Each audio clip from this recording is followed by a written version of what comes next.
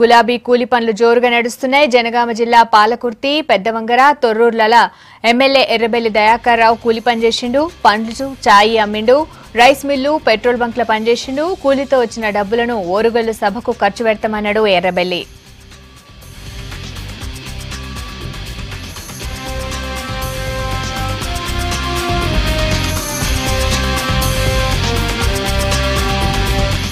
ప్రపంచ స్థాయిలో ఎప్పుడు జరగనంత బహిరంగ సభ జరగబోతున్నది. 20 లక్షల మంది ప్రజలు రావడం జరుగుతున్నది.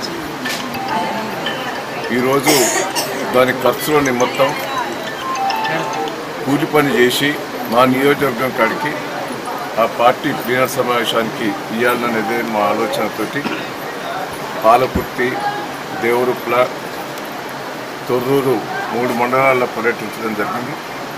సుమారు 10 లక్షల దాకా ఇప్పటికీ కూలి పని మీద సంపాదించడం జరిగింది. రైతులు ముందుకొస్తున్నారు, కార్మికులు ముందుకొస్తున్నారు, కుల సంఘాలు ముందుకొస్తున్నారు. కేసీఆర్ గారు మంచి ప్రోగ్రాం చేస్తున్నారు.